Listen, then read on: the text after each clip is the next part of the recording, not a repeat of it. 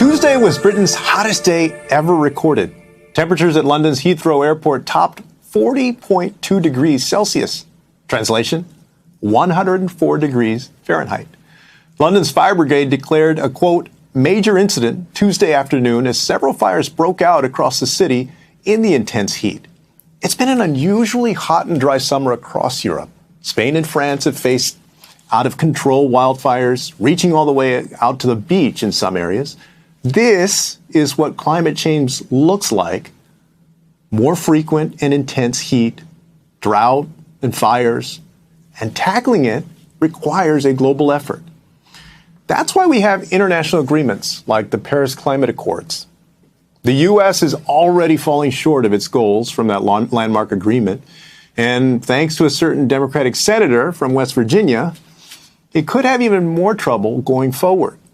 The policy measures that Manchin scuttled last week were crucial to helping the U.S. hit its emissions targets.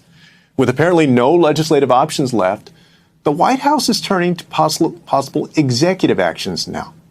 The Washington Post reports that President Biden could declare a climate emergency as soon as this week. A White House official tells NBC News that all options are on the table, but no decision has been made yet. An emergency declaration could indeed open up some new authorities for the president, though it's not clear exactly what authorities he would use. Democrats in Congress have been urging Biden to declare a climate emergency for some time now. And the top Senate Democrat, Chuck Schumer, has been specifically calling for it for almost since the time Biden took office. So what's taken so long? For more, let's turn now to Mustafa Santiago Ali, who worked at the EPA for more than 20 years. He's now the executive vice president of the National Wildlife Federation. Mustafa, thank you for joining me. So if the president takes this step, if he actually declares a climate emergency, what could Biden actually do? What actions and how far-reaching could they be?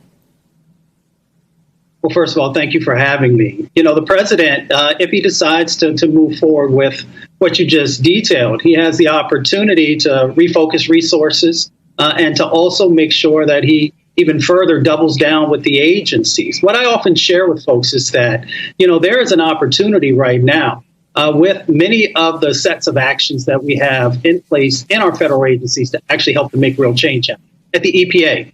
There's still the opportunities around the Clean Air Act. So the president, working with Administrator Regan, has opportunities around 111D and 111B as well. He also has opportunities, around the new source review. All these things have the opportunity to address the carbon.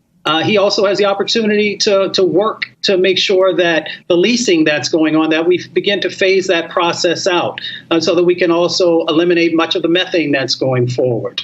And then, of course, about the housing and the opportunities that exist there, the Department of Transportation, making sure that we're continuing to move forward on electric vehicles and creating and pushing on that infrastructure that's so necessary. All of these things are critically important because this is about people's lives. And sometimes in Washington, D.C., we lose that. We're thinking about in the theoretical construct. This is about Mrs. Ramirez and Mr. Johnson, who don't have air conditioning and who are dealing with these extreme levels of heat that are going on. So the president has the opportunity to really put a spotlight and then to begin to refocus resources and sets of actions that will help to protect people's lives.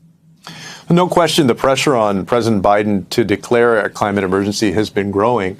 But do you think that Biden is perhaps so much of an institutionalist, having spent 36 years in the Senate, that undermining any institution, as he might see it, explains his hesitation?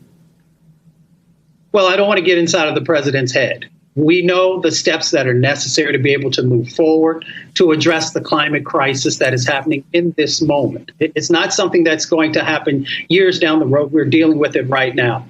The president has a number of folks who are helping him to have a better understanding of the steps that are necessary. The White House Environmental Justice Advisory Council has a number of frontline leaders who continue to share advice and recommendation with the president to help him to understand that it is our communities that are getting hit first and worst.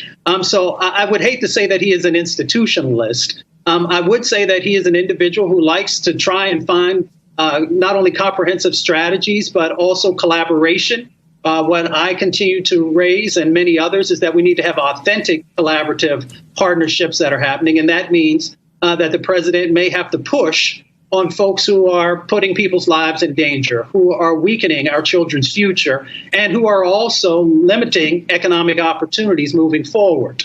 He has the opportunity now, but he also needs Congress. Let's not let the folks who are in the Senate slip, because they have some real responsibility here to be able to make sure that our country is being protected. And then also, through us doing a better job, we can also help the planet to be protected.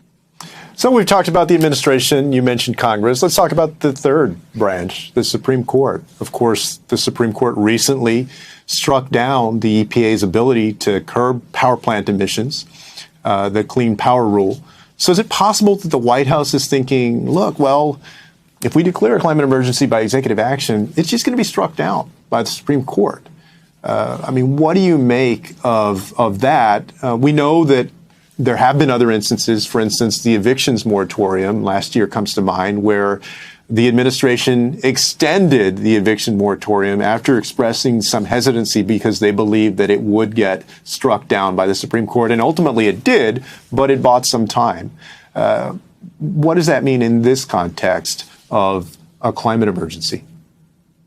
Well, Dr. King said that the time is right to always do what's right. So first of all, the Supreme Court, they tied EPA's hands on some of the work, some of the tools that were necessary for us to be able to slow down this climate crisis.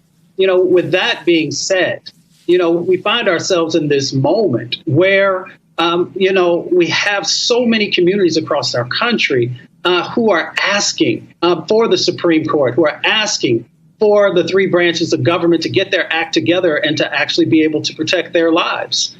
So here's the thing that we have to do. We also have to make sure that we are utilizing the power that exists inside of our vote. And when we do that, we can make sure that there are judges who actually are focused on protecting people's lives, that are focused on addressing the climate crisis. We can also make sure that the resources that are so critically needed are going to make it to the right places as well. So we were all very disappointed in the Supreme Court and what they did, but we were not surprised in that moment. Well, speaking of the vote, of course, midterms are right around the corner, and there are a few groups that are more important to the Democratic coalition than young people. How much do you think the White House is considering the desires of young people, young voters, to see the president take bold action on issues that matter to them right now, not just climate, but also abortion access and voting rights, for instance?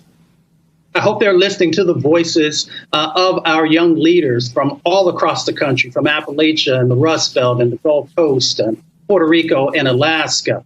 Young people have been very clear about what their sets of expectations are. And those have to be met. I'll go back to the White House Environmental Justice Advisory Council. There are a couple of young youth members who are also a part of that, who are continuing to share as well.